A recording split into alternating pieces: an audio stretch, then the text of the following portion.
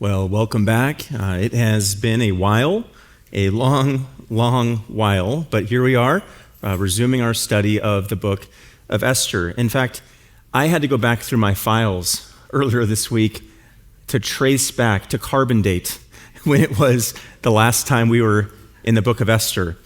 And the answer is May 19th of this year. May 19th. May 19th, by the way, was high school graduation Sunday.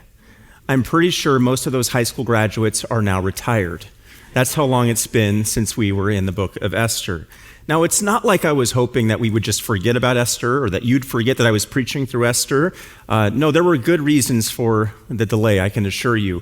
We had the 10-week series in Christology over the summer, in our Summer in the Systematic series. We just finished up our Biblical Blueprints workshop series on Sunday evenings.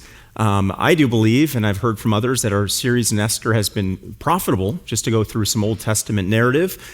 We just got slowed down by some other things that are happening around the church, which aren't bad things, they're just different things, and I'm really glad we're getting back into it tonight. Now, so far, we've covered the first 5 chapters of Esther. And since Esther is a 10-chapter book, that means we're just about halfway to completing it. I'm not sure if the verse breakdown makes it exactly halfway, but we're close. And tonight we're going to go through Esther chapter 6, all 14 verses of it. And then the plan is, over the next 4 Sunday nights, we'll cover the remaining 4 chapters of the book of Esther, finishing this fascinating book by Thanksgiving weekend. And then the idea is, in December, we'll have our normal Christmas concert schedule that'll occupy much of our Sunday evening time. And then the plan yet remains to start the book of Revelation on Sunday nights, likely mid to late January. So, back to the book of Esther. Since nearly half a year has gone by, we should do a little bit of review. The book of Esther is set in the Persian Empire, likely sometime around the year 483 BC. That would be the date context for our study of this book. The people of Israel, the Jews at this time, are in exile.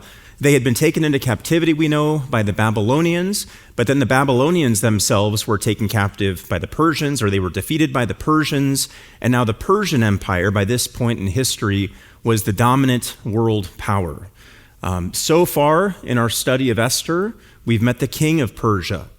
The king of Persia was this impulsive and easily influenced pushover of a king named Ahasuerus, also known as Xerxes.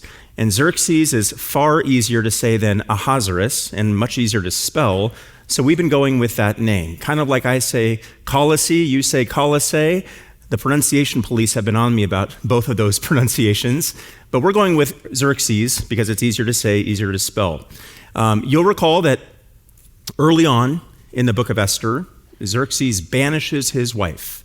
Her name is Queen Vashti, and he banishes her when she refuses to play along with his deviant sexual fantasies at a banquet that he was hosting for his military men, the military commanders that he was sending out to fight the Greeks. So we've met Ahasuerus, Xerxes. We've also met various members of Xerxes' inner court, various advisors and counselors who, though they are referred to as wise men at different parts of the account, were exceptionally adept at giving Xerxes unwise advice and proved themselves not to be wise men at all. We've met a man named Haman. Haman was a member of King Xerxes' inner circle. He was not only a ruthless power grabber, but it was this man who was on this merciless mission to eliminate a specific man in the kingdom there. We've also met a man named Mordecai. That's the man that Haman was on this merciless mission to eliminate. Mordecai was a Jewish subject of the Persian Empire, and the way that Mordecai drew Haman's ire, you'll recall, was by refusing to bow down when Haman strutted his way past him. Then we've met the book's namesake. Her name is Esther. Actually, her given name would have been Hadassah. That's the Jewish name, which means myrtle. And she was a beautiful Jewish young girl who replaced the deposed Queen Vashti, who moved her way on up from the king's harem to the queen's throne by winning Xerxes' favor through a sordid competition of sorts. I'll leave that there. So that's sort of the lay of the land in terms of where we've been so far in the book of Esther. And because we have a lot of territory to cover tonight, I can't take up too much more time by more thoroughly surveying all 5 chapters that we've already covered. So if you're fuzzy on some of the details from the first 5 chapters of the book of Esther, what I would encourage you to do is go back and listen to those first 5 sermons in the series, or at minimum, take some time this week to read through Esther 1 through 5. Now, in terms of the immediate context, where we left off last time with this sort of like 6-month cliffhanger, was with wicked King Haman, this is at the end of Esther 5, feasting with King Xerxes and with Queen Esther. Esther 5:9 tells us that Haman left this feast and he was glad and merry of heart.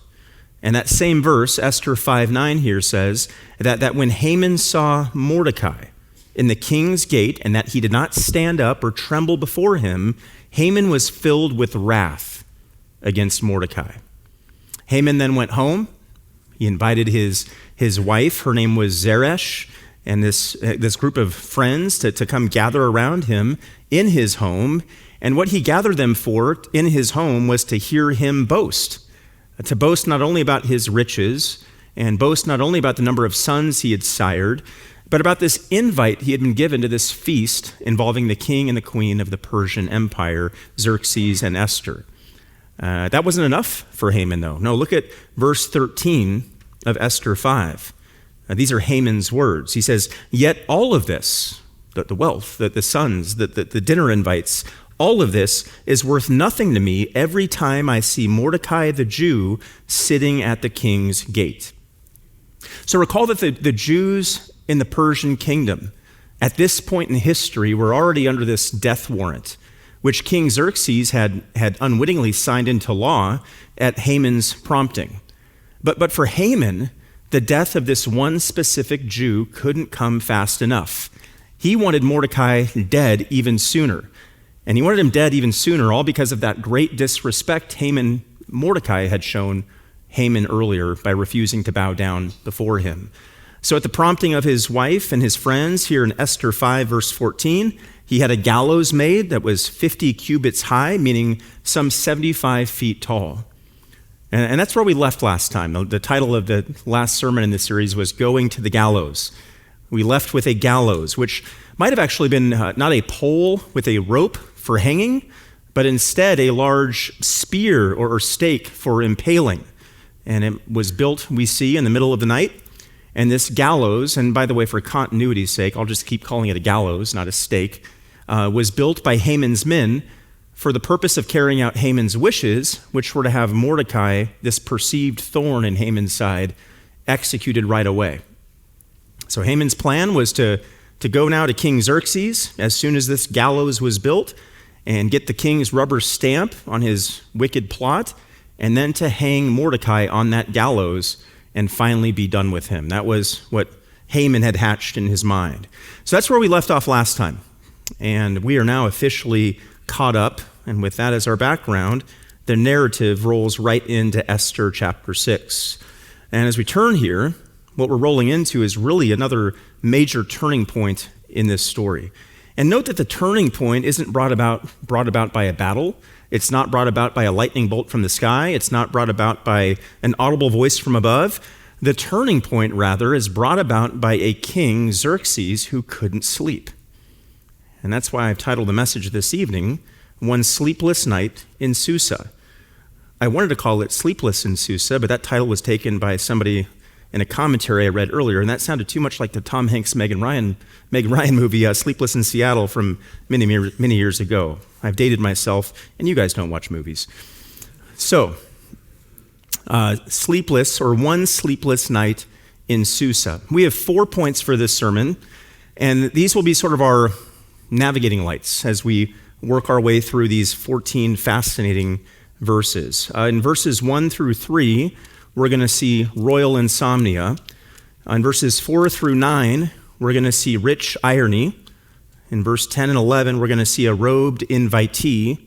And in verses 12 through 14, we'll see real indignity.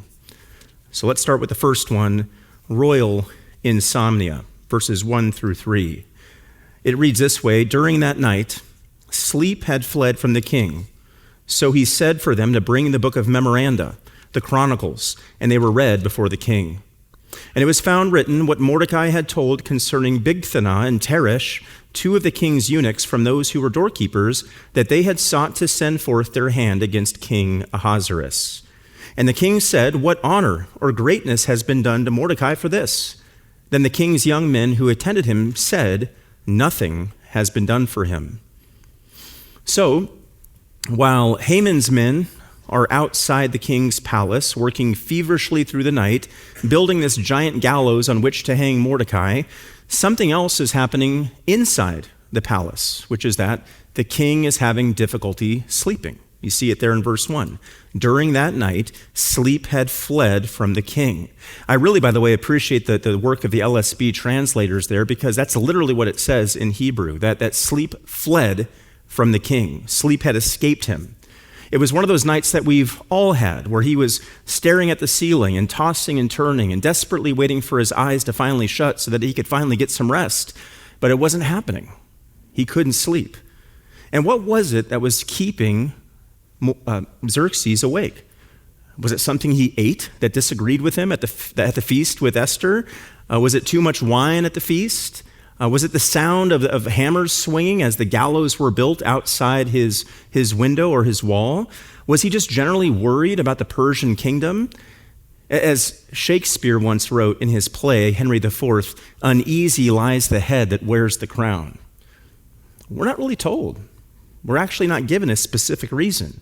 But what we are told in Scripture is that whether we are alertly awake or we are sound asleep, or whether the king here was alertly awake or sound asleep, the living God of all is always watching. In fact, even as we saw from this evening's Scripture reading from Psalm 121, our God is a God who never slumbers nor sleeps. And though he's not named here in the book of Esther, this same God who neither slumbers nor sleeps apparently wanted Xerxes to stay awake this night. It was all part of his divine design to eventually deliver his people. So the king couldn't sleep. Sleep fled from the king. Next, as we see in verse 1, so he said for them to bring the book of memoranda, the Chronicles, and they were read before the king. Now, one thing we know about this king, Xerxes, which would be true of any king during this time, is that it's not like he was lacking for potential sources of entertainment to pass the time until he finally fell asleep. This man could have had anything he wanted to eat, anything he wanted to drink, musicians to perform for him, actors to perform for him. He had an entire harem. He had his pick of women to bring up to his bedchamber to do whatever he wanted to do with them. And yet, of all those things, he chose to have certain government regulations and records read to him. That was his choice of entertainment. And it includes there, you can see, the book of memoranda and the Chronicles. Now the book of memoranda, in your NASB it says the book of records. That would have been the equivalent, the Persian equivalent of like our congressional record or a congressional digest or the U.S. tax code. That's a great way to fall asleep, right? To read through something like that. And then the book of the Chronicles that you see here, that would have been a catalog of all the victories that Xerxes had won, the lands he had conquered, the tributes he had imposed during his reign. And those Chronicles, by the way, would have been some real feel-good reading for Xerxes, filled to the brim with all these accounts of his greatness and his successes, and surely with any record of his failures being conveniently scrubbed out to make him look really, really good. Well, it was through that case of royal insomnia, as these memoranda, as it says, and these chronicles were read to him, that God caused Xerxes to learn something very interesting. Look at verse 2. It says, "And it was found written that what Mordecai had told concerning Bigthana and Teresh, two of the king's eunuchs from those who were doorkeepers, that they had sought to send forth their hand against King Ahasuerus." Now, keep in mind, at this point in the narrative, Xerxes has ruled for something like 12 years now in Persia. So the records of the memoranda, the records of the chronicles of his reign, they would have already been quite voluminous to have 12 years of records going back that far. That makes it all the more remarkable that of all the scrolls, of all the records, of all the memoranda, of all the chronicles, that Xerxes' handlers could have pulled from and started reading from, that it was this one that records this incident where Mordecai uncovers this previous assassination attempt on Xerxes from years before. It was just remarkable. That would be the one volume that would pull off the shelf. And in case your memory is a little fuzzy, and that would be understandable because it's been a long time since we've been in this book, that assassination plot against Xerxes is actually recorded back in Esther chapter 2. In fact, look with me at Esther 2, and it's recorded here in Esther 2, starting in verse 21. This is the assassination plot against Xerxes that's now referenced later in these records that we're studying tonight. But Esther 2:21 says, "In those days, while Mordecai was sitting at the king's gate, Bigthan and Teresh, two of the king's eunuchs from those who were doorkeepers, became furious and sought to send forth their hand against King Ahasuerus. But the matter became known to Mordecai, and he told it to Queen Esther, and Esther said it to the king in Mordecai's name. Then the matter was sought out and found to be true, so they were both hanged on a gallows, and it was written in the book of the Chronicles in the king's presence." So here's now Xerxes in our text, chapter 6, now several years removed from that assassination plot. He's having this hard time sleeping. He's having a series of royal edicts and decrees read to him. Maybe his eyes are starting to droop. Maybe his head is starting to nod and bounce off his chest. Maybe he's ready to doze off finally. We don't really know. But then suddenly this detailed account of how Mordecai had saved his life years ago is read out loud for him from these chronicles, and suddenly Xerxes' ears perk up. Suddenly that name Mordecai is brought to the forefront of his mind, and all the while, at this very moment, outside, a gallows is being prepared to hang that very man, Mordecai, to end his life, that guy, on that very night. Just a chance event, though, right? Just a coincidence? I'm being facetious. Moving on to verse 3. The narrative continues, "And the king said, 'What honor or greatness has been done to Mordecai for this?'" So, having learned that this man, Mordecai, or having recalled now that this man, Mordecai, this man who had sniffed out the assassination plot from years ago, this man who had saved his life, being reminded of all that, Xerxes here is now asking, surely Mordecai was rewarded for this, right? Surely he was given something for his efforts, because that was the norm in this culture. That was the expectation. That was the custom. In fact, Persian kings, you can look through the history to see all of this, they were known for being extravagantly generous toward those who served them well. In fact, Xerxes' own father and grandfather were known for rewarding faithful citizens with jewelry and garments. Xerxes' own great-great-grandfather, Cyrus, there's a record of him giving a loyal general a horse with a solid gold bridle and a dagger, along with a beautiful Persian robe. Xerxes himself, like his forefathers, had rewarded other noble servants on different occasions. For instance, there's a record of Xerxes giving a faithful admiral a plot of land. There's a record of Xerxes giving a man the governorship over Cilicia as a reward for saving Xerxes' brother's life. And that's why what we see in the second half of verse 3 here would have been so confusing and so alarming to Xerxes. Note what it says there. It says, "Then the king's young men who attended him said, 'Nothing has been done for him.'" In other words, Mordecai's good deed of service had been written down somewhere, but it had been forgotten. And did some junior cleric in the Persian bureaucracy have a grudge against Mordecai and then sort of conveniently forget to give him his reward? Did some sort of memo, some inter-office memo in Persia get lost? We don't know. But what we do know is that by Xerxes' own standards of governance, failing to reward Mordecai for previously saving his life was a major oversight. It was this exceptional blunder. And Xerxes wanted to remedy it right away. That Mordecai had gone completely unrewarded was this source of embarrassment for the king. And actually, it was a safety issue because you didn't want disgruntled subjects in your kingdom. That would be a safety risk. So he wanted to take care of it. So this whole episode starts with Xerxes' insomnia. He's just up one night, But now he really can't sleep because now there's this major blunder that he's just become aware of involving not giving Mordecai his reward. And it was all committed on his watch. So that's the royal insomnia that sort of sets up this whole scene.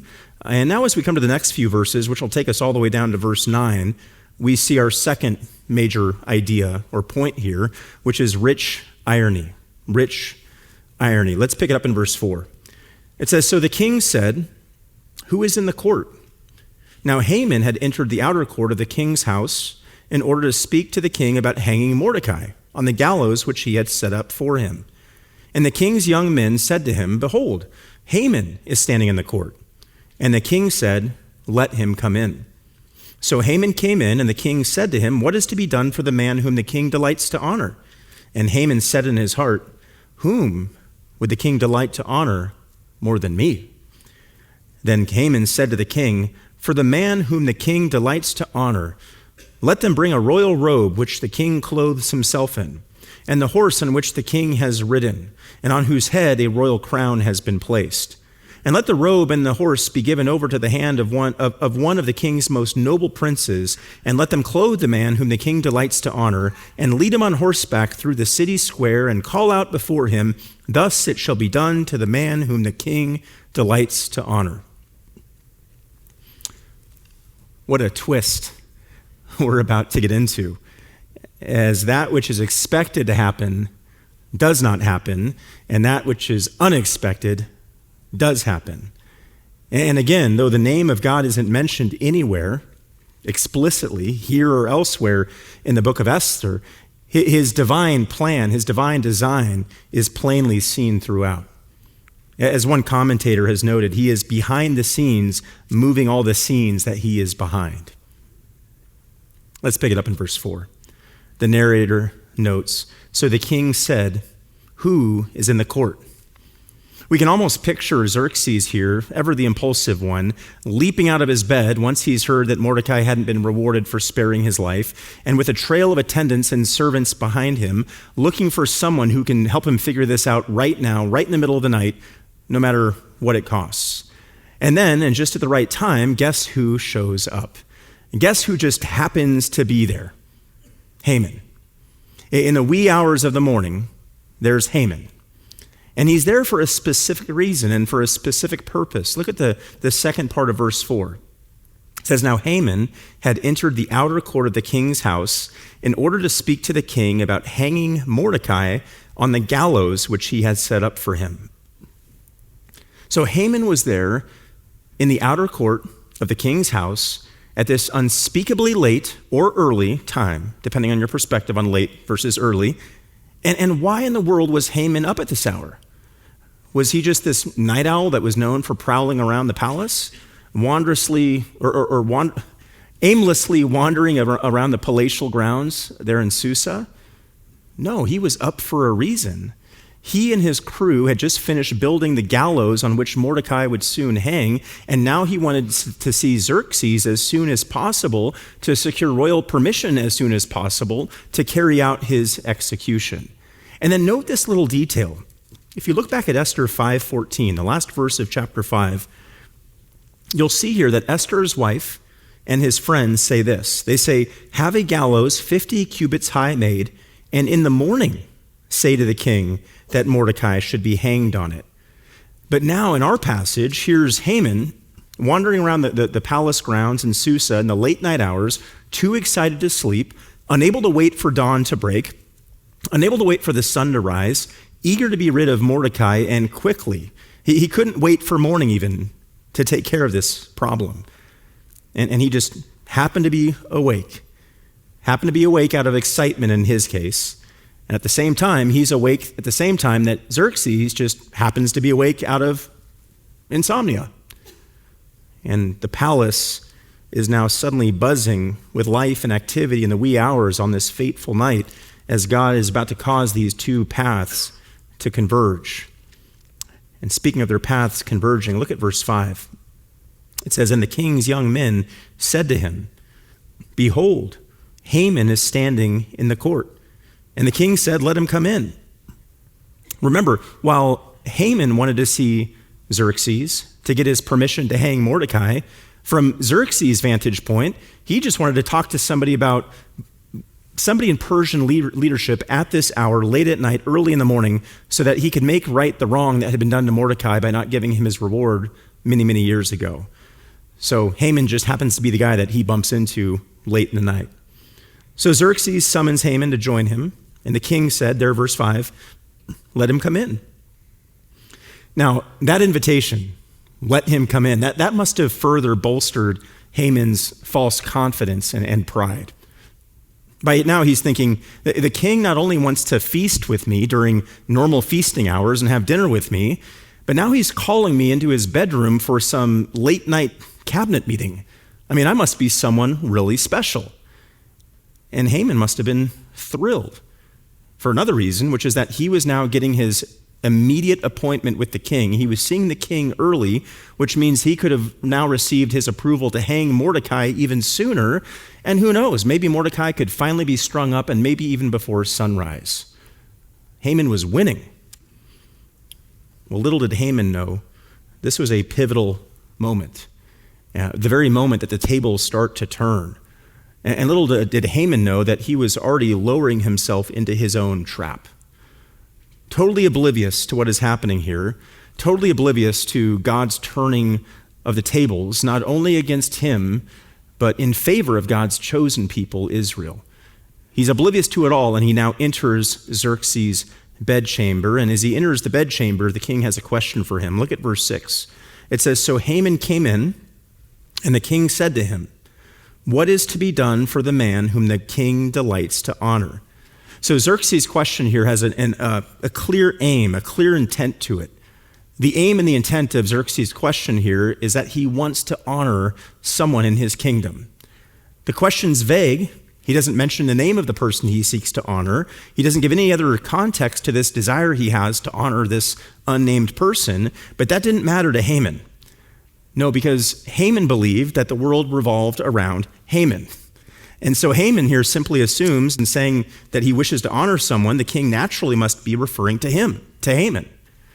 Look at the rest of verse 6. It says, and Haman said in his heart, whom would the king delight to honor more than me? So again, Xerxes never identified whom he delighted to honor, who he wanted to honor. But in his pride, Haman leapt to the conclusion that the king had to have been referring to him. After all, who else in Persia deserved that sort of honor from the king? From Haman's vantage point, there was no one else in the kingdom that he could think of that the king would delight to honor. So under his breath and in his heart, he asks the question, whom would the king delight to honor more than me? And with that question, I mean, it's almost silly to even comment on it. It's so plainly obvious what is happening here in this man's heart. But clearly, this man has a massive ego. He's so sick with pride, swollen with pride. He's a walking illustration of passages like Proverbs 11:2. When arrogance comes, then comes disgrace. Or Proverbs 16:18. Pride goes before destruction, and a haughty spirit before stumbling. Or Proverbs 18:12. Before destruction, the heart of man is haughty. Or Proverbs 29:23. A man's lofty pride will bring him low. See, the way that Haman was seeing it at this point, blinded by his pride, is that he was really on his way to having the perfect day. The way that Haman had sort of visualized how this was all going to go down is that first he would be honored by the king, because again, verse 6, who else would the king delight to honor? And then Mordecai would be hanged on the gallows, finally gone, finally dealt with. And then by the end of the day, Haman would be enjoying another feast with King Xerxes and Queen Esther, and the wine would be flowing, and everybody would be happy, and it was shaping to be a really awesome day. What Haman didn't quite realize yet, though, is that before this day was over, that this rosy picture that he had started to paint in his own mind was going to completely be reversed, as he was going to be forced to honor Mordecai in front of everyone there in Susa. And that feast there with Esther would turn out to be a place where he was exposed as a traitor, and it would be Haman, not Mordecai, who would eventually be hanging from the gallows. But the account continues in verse 7. After Xerxes poses that question to Haman in verse 6, what is to be done for the man whom the king delights to honor? Xerxes, of course, has Mordecai in view, not Haman or anyone else in view as he asks that question. Well, Haman takes the bait, and Haman bites down fast on that bait. He doesn't even pretend to extend the courtesy that would come with typically addressing a king in this time. He doesn't begin with something like, if it pleases the king, or if it seems good to the king. No, he just starts answering. He's so full of anticipation and so loaded up with giddy excitement, he just blurts out this response in verse 7. It says, "Then Haman said to the king, 'For the man whom the king delights to honor, let them bring a royal robe which the king clothes himself in, and the horse on which the king has ridden, and on whose head a royal crown has been placed. And let the robe and the horse be given over to the hand of one of the king's most noble princes. And let them clothe the man whom the king delights to honor, and lead him on horseback through the city square, and call out before him, thus it shall be done to the man whom the king delights to honor.'" Remember, the king's question in verse 6 was, who or what is to be done for the man whom the king delights to honor? And Haman here was all too eager to answer that question. Clearly, this was something that Haman had thought long and hard about before. This whole scenario he had contemplated before. He had dreamt up something like this happening to him before. And as the king asks that question in verse 6, what is to be done for the man whom the king delights to honor, the answer from Haman just rolls right off his tongue, because he's been in this scenario in his head before. And so when this actual scenario comes to fruition and the proposal is put before him, it's lobbed up to him like a softball, and he's ready to knock it right out of the park. And he really did think that he crushed it. He starts by saying, "For the man whom the king delights to honor." Those are Haman's words in verse 7. That's a really nice and respectful way to quote the king's question verbatim back to him. Not only that, though, but Haman thought he was being tasteful and tactful in giving his answer because he left his own name out of it. He kept it at the more hypothetical level, the highbrow level. He spoke of the man whom the king delights to honor. He resisted that temptation to say back to the king, "Let's just be real, you're talking about me, right, Xerxes?" He didn't do that. And then here in verses 8 and 9, without mentioning his name, he gives this long ago memorized list of the ways that he, Haman, could be honored by the king. And so, believing that the king was speaking about him, he gives this long list of ways that he, Haman, could be honored. He starts with royal garments, verse 8. "Let them bring a royal robe which the king clothes himself in." In these times, in this part of the world, one's clothing, one's garments were considered an extension of one's identity, an extension of one's being. We think of Aaron's priestly garments and how they were given to Aaron's sons to wear when they inherited the priestly office. We think of the cloak of Elijah that Elisha received, which represented him now being designated a prophet. Clothing meant something in these times. So Haman here wanted to wear the king's robe because he wanted to masquerade as royalty. It's hard to picture a more indulgent idea. He also wanted to ride the king's own horse.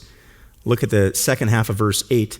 In addition to wearing the king's royal robes, he wanted them to bring the horse on which the king has ridden and on whose head a royal crown has been placed. By the way, like the dates on which the governor of Syria, Quirinius, have been one of those sources of controversy in biblical studies, especially by liberal scholars like we looked at this morning. Liberal scholars have also attempted to use this verse 8, as a way to discredit the Bible, as a way to show that there are errors in the Bible, because obviously horses don't wear crowns. The only problem is there have been certain archaeological discoveries in recent centuries which actually are from this region, and they have their inscriptions of horses with headdresses which resemble actual crowns. So it's not a conflict or a problem or a discrepancy in Scripture. And then in verse 9, the level of pomp that Haman had in mind for the honor that he believed that he was due is fully exposed when he says, "And let the robe and the horse be given over to the hand of one of the king's most noble princes, and let them clothe the man whom the king delights to honor, and lead him on horseback through the city square, and call out before him, thus it shall be done to the man whom the king delights to honor." In other words, Haman had a very high view of the public acclaim and estimation that he believed he was due. And that really was the issue here, at the heart of it. Haman wanted to be watched. Haman wanted to be noticed. He wanted to be seen. This wasn't ultimately about riches or titles or positions. He already had all of that. He was already fabulously wealthy. He already had many sons. Remember, he was boasting about those very things the night before he began constructing the gallows. He had already been elevated over all the other princes and nobles in the Persian kingdom. And in terms of position and rank, he was second only to the king. I guess you could put it this way, because the Persian Empire was so vast and mighty at this time, he was the second most powerful man in the world. So what was it then that Haman was after? Well, what he really wanted was a crowd. He really wanted public recognition. He wanted across-the-board respect from everybody in the kingdom. That was his idol, to be mighty in the eyes of the world. The reality is, he feared man. He craved man's approval. He craved praise. He lusted after respect. He wanted to be treated like the king and viewed as the king. He wanted to play this game of royal dress-up, but it was because of this fear of man and craving for man's approval that he had deep down. Well, he was a self-focused, pride-sick man who was blinded by his own arrogance. He was a man whose arrogance and pride were expressed by this desire he had to play this game of royal dress-up, where he would wear royal robes and ride on a royal steed and receive a royal procession. He was totally unaware of the fact that he would, in fact, be involved in a royal procession very soon, but it wouldn't be him who would be honored. It would be Mordecai, the Jew. And that brings us to our next turn of events in verses 10 and 11, where we see that Xerxes takes up Haman on his suggestion, but it's not Haman who Xerxes has in mind, it's Mordecai. So we've seen royal insomnia, verses 1 through 3. We've seen rich irony, verses 4 through 9. Here's our third point for this evening. In verses 10 and 11, this is a robed invitee. Robed invitee. Verse 10 says, Then the king said to Haman, "Take quickly the robes and the horse, as you have said, and do so for Mordecai the Jew, who is sitting at the king's gate. Do not fall short in anything of all that you have spoken." So Haman took the robe and the horse and clothed Mordecai and led him on horseback through the city square and called out before him, "Thus it shall be done to the man whom the king delights to honor." So Haman's ideas of how to show honor were apparently well received by King Xerxes. He thought it was a great plan. A great idea. And such great ideas were these that Xerxes, we see here, commands Haman to carry them out, but not for himself, rather for Mordecai. Verse 10, the king said to Haman, "Take quickly the robes and the horse, as you have said, and do so for Mordecai the Jew, who is sitting at the king's gate. Do not fall short in anything of all that you have spoken." What a turn of events. You have Mordecai here, the one whom Haman hated, who is now the one to be robed and was now the one to be given this great honor. Whereas you have Haman, who so desperately yearned for respect and recognition from Mordecai, the one who wouldn't bow down to him, now the one that is being used to give public recognition to Mordecai. And note the immediacy of the command here in verse 10. Take quickly the robes and the horse, as you have said. And note the precision of the command. He says, do so for Mordecai the Jew. And then note the warning behind the command. Do not fall short in anything that you have spoken. This is not only a radical reversal of events, and it's not only ironic in different ways, it's humorous. It's hilarious. As we see self-centered Haman being denied what he wanted so badly, and then we see non-self-assuming Mordecai being thrust into this position of prominence. The whole scene here, this is a very Jewish book. And this whole scene would have caused the original Jewish audience who are reading the book of Esther to chuckle, to laugh, to laugh with delight. And not only to laugh with delight, but really to beam with national pride. Because they would have understood this broader theme that's being carried out in this narrative, which we'll get into later in the book, which is God's protection of the Jewish people. Remember, it wasn't long before this whole episode that Xerxes had issued his law, his edict, to destroy the Jews through Haman's influence. Remember, he'd been persuaded to pass that law sanctioning the destruction of the Jews in the Persian Empire, meaning, on paper at least, Xerxes was an enemy of the Jews. But now here is Xerxes, openly and publicly and repeatedly honoring a Jew, who he even identifies as a Jew. He calls him Mordecai the Jew. So, in the book of Esther, and we've seen this throughout, and again, this is why I'd encourage you to go back and listen to some of the older sermons. Throughout the book of Esther, Xerxes is portrayed as sort of this buffoon who was constantly reliant upon the direction and the influence of others, a guy that could hardly think for himself. He dismissed his wife Vashti. He passes all these ridiculous laws. He ultimately orders the destruction of the Jews, an order that apparently now he's forgotten about, or at least never understood the breadth or the scope of. So though he ruled the entire nation, the Persian Empire, and though he was charged with ruling this entire people, though he was the most powerful world ruler on the planet at this time, he was pretty much asleep at the switch. He was a king who wasn't especially good at knowing things. But the one thing he did know is that he had a debt to pay. He had a debt to pay Mordecai for saving his life years and years ago. Now back to Haman for a moment. Haman, recall, had been assuming all along that he would be the one who would be honored. But we now see that that wasn't going to happen.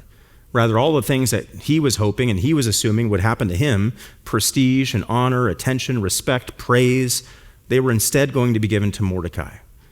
And that must have been a crushing blow to Haman. Was he shocked? Most certainly. Did he show his shock? Did he show his astonishment? Did he huff and puff? Almost certainly not. And that's because to openly refute a king would have meant a swift death sentence. Instead, he complied. Verse 11 says, "So Haman took the robe and the horse and clothed Mordecai and led him on horseback through the city square and called out before him, 'Thus it shall be done to the man whom the king delights to honor.'" Think about what all that must have meant. This would have meant that Haman would have had to go through the king's gate to retrieve Mordecai, bring him to the royal palace. Imagine what that conversation would have been like between those two men as that was going on.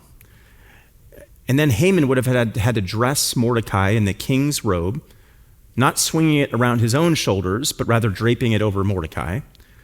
Then he would have had to put Mordecai on the king's horse, the very horse that Haman was hoping to mount and ride.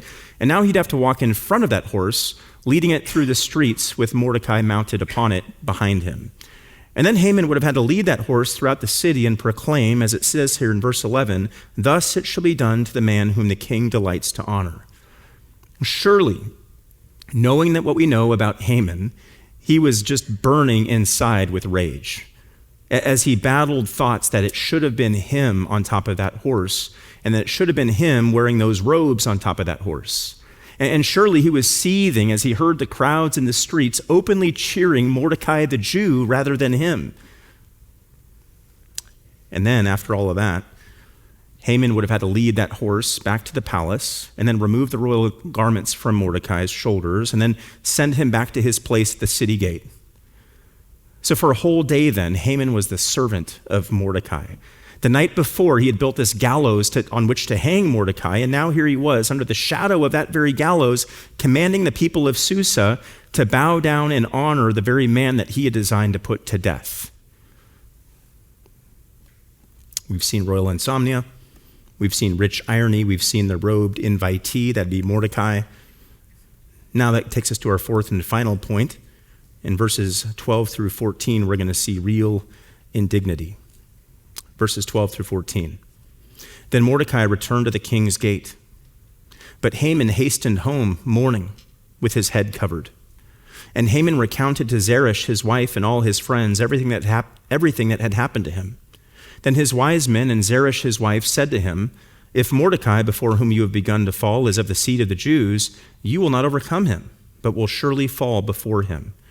While they were still speaking with him, the king's eunuchs reached Haman's home and hastily brought Haman to the feast which Esther had prepared. We start with this simple sentence in verse 12. Then Mordecai returned to the king's gate. I mean, what a contrast between Mordecai and Haman here. Apparently this whole best day ever of pageantry and prominence for Mordecai didn't really get to his head. You know, having worn the king's robe and having ridden atop the king's horse and having heard all these shouts of acclaim and praise in the streets, he just goes right back to his normal duties. It's business as usual for Mordecai. No pretense, none at all. And then look at the contrast between he and Haman. Look at the end of verse 12. It says, but Haman hastened home mourning with his head covered. Haman was devastated. Haman was humiliated. And he hurries home here in shame to lick his wounds, to seek solace from his wife and his friends. And the word for mourning here, by the way, is the same word that's used earlier in Esther 4, verses 1 and verse 3, to describe that the mourning that the Jews underwent when they first learned of Xerxes' wicked extermination order. But now it's Haman who's mourning, and he's covering his head as this sign of his mourning. Remember, when he had left his wife just hours earlier to build the very gallows upon which Mordecai was to hang, he was elated. But now the bottom had fallen out from under him, and he relays that fact to his wife. Look at verse 13. It says, and Haman recounted to Zeresh, his wife, and all his friends everything that had happened to him. Now look at the contrast we see here in verse 13 with what Haman shared with this very same group literally the night before in Esther 5, verse 10. So Esther 5, verse 10, the scene here is he's gone to this first banquet with Xerxes and Esther. He walks by Mordecai. Mordecai refuses to bow. Haman is filled with wrath against Mordecai, it says at the end of verse 9. Then verse 10 says, but Haman controlled himself, went to his house, and sent for and brought his friends and his wife Zeresh. Then Haman recounted to them the glory of his riches and the number of his sons and every instance where the king had magnified him, and how he had advanced him above the princes and servants of the king. Haman also said, even Esther the queen, let no one but me come with the king to the feast which she had prepared, and tomorrow also I am called to come to her with the king. So the night before, Haman is sitting on top of the world. And he's there bragging and boasting in the presence of his wife and his friends. But a day later, he's no longer boasting. Rather, all he could express here in verse 13 was humiliation. The humiliation which had befallen him. He's no longer bragging about his greatness. Rather, he's confessing to have been humiliated. He was completely demoralized. Well, his wife and his friends don't exactly lift his spirits. Look at the second half of verse 13. It says, then his wise men and Zeresh, his wife, said to him, if Mordecai, before whom you have begun to fall, is of the seed of the Jews, you will not overcome him, but will surely fall before him. So they're predicting nothing but trouble for Haman in the future on account of Mordecai's Jewish religion. The seed of the Jews, they call him. So Haman was doomed. They say, you will not overcome him. You will surely fall before him. Apparently, like Rahab, the prostitute in Jericho in the book of Joshua, these pagans here in Persia knew something, at least, of the divine favor which had been shown the people of Israel by their God. So even the godless Persians understood that this series of events here wasn't total accident. Rather, something was at work here. More accurately, someone was at work here. And Haman, at this point, as they're giving their doomsday prophecy here in verse 13, must have been thinking something like, well, thanks for telling me now. Maybe you could have told me this yesterday before I went on my whole plan of building a gallows. But it was too late. Hindsight, as they say, is 20/20. And Haman's demise and his fall, now that it had begun, would inevitably continue. And the answer that Haman's wife and friends gave him would have given him no comfort, but they were accurate because there was no hope for him. He was bound to fail. Tragically, though, there was no recorded change in Haman as a result of what his friends and his wife shared with him. It was too late. Look at verse 14. While they were still speaking with him, the king's eunuchs reached Haman's home and hastily brought Haman to the feast which Esther had prepared. So now with his world crashing down all around him, Haman is hustled off to this second banquet with Xerxes and Esther. And these words from his wife and his friends, they had hardly left their lips, and the king's chariot here pulls up, and Haman is whisked away to this second banquet with Esther. It's a banquet, by the way, just a night before he desperately desired to be a part of. That's what he was boasting to his friends about. But now he dreads it, and for good reason. Actually, we're going to be in Esther 7 next week, but just for a preview, let's just get 6 verses of Esther 7 here to whet our appetites and get us ready. It says, "Then the king and Haman came to drink wine with Esther the queen. And the king said to Esther on the second day also, as they drank their wine at the feast, 'What is your petition, Queen Esther? It shall be given you. And what is your request? Even to half the kingdom it shall be done.' Then Queen Esther answered and said, 'If I have found favor in your eyes, O king, and it seems good to the king, let my life be given to me as my petition, and my people as my request. For we have been sold, I and my people, to be destroyed, to be killed, and to be caused to perish. Now, if we had only been sold as slaves, men and women, I would have remained silent, for the adversity would not be worth the annoyance to the king.' Then King Ahasuerus said to Esther the queen, 'Who is this one, and where is this one who fills his heart to do thus?' So Esther said, 'An adversary and an enemy is this evil Haman.' Then Haman became terrified before the king and queen." We'll have to get into that more next week. So there are a number of it just so happened incidences in the account that we've been working through tonight, a number of seeming coincidences, which of course weren't coincidences at all. The king and his insomnia, his sleepless night in Susa, the reading of certain royal records, which just so happened to be records about Mordecai's forgotten deed from years earlier. Haman being in the proximity of the king's court that very night as those records were being read to the king. Haman walking into the king's court just as the king was thinking about how he was to reward Mordecai.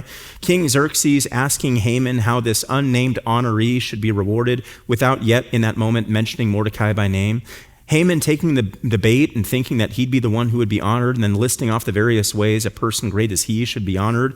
The king then revealing the person of honor as not being Haman, but Mordecai. And then Haman going through the humiliating process of leading this procession of pomp and honor for Mordecai. And then Haman going home to his wife and friends who just the night before he'd been boasting to, the very friends who had told Haman that what he should do is build a gallows for the execution of Mordecai. But now those friends, in light of that day's events, were telling him that he was toast. And then the king's men arrive at Haman's door to take him to the queen's banquet, which was supposed to be an event full of merriment and mirth, but now it's nothing of the sort. Those weren't coincidences, of course. As one old commentator said, coincidences are just God's way of remaining anonymous. Rather, those were instances which put God's sovereignty on display. These were events where God's providential hand was perfectly steering all that was happening. God was moving the pieces of this story with divine precision, and it all came together on this one sleepless night in Susa. The edict, the law had been written, the nearby gallows had been built, this murderous hater of the Jews was wielding great power in the Persian kingdom, this incompetent king was on the throne, sin was reigning. But we remember these words from earlier this evening. Psalm 121, verse 1. "I will lift up my eyes to the mountains. From where shall my help come? My help comes from Yahweh, who made heaven and earth. He will not allow your foot to stumble. He who keeps you will not slumber. Behold, he who keeps Israel will not slumber and will not sleep." Let's pray. Father, thank you for the chance this evening to work through this remarkable section of Scripture with so many twists and turns, so many changes of course, turning of tables. Thank you for the wisdom that you have revealed in this book, wisdom that first and foremost showcases your perfect and providential direction of all things and circumstances and people and rulers, not only in the days of Esther, but in our day. Thank you for your promises to Israel, your promises to protect her as the apple of your eye, and the future that you have for her. Thank you for allowing us as the church to be grafted into your perfect plan of world history. Thank you for the salvation that we have been given, for we who have believed upon Jesus Christ, through the seed of the one that would come through this line of the people of Israel. Thank you for allowing us to worship you morning and evening, to do so with freedom, not concerned overly with intrusion by outside officials or governing rulers or authorities. Thank you that we can trust you. We can understand that you are there, that you are sovereign, that you are good, that you are all-wise and protective of us, that you neither slumber nor sleep even while we do. God, I pray that as we come through this book, the remaining 4 chapters of this book, that we would grow in our appreciation of your sovereignty and grow in our love for you in light of that study. But God, we simply want to say thank you for this day of worship. We thank you for all that has happened here today through song, through the word, through fellowship, through prayer. God, we ask that we would be faithful stewards of what you've entrusted us with this week, and that we would honor your great name. It's in Jesus' name we pray. Amen.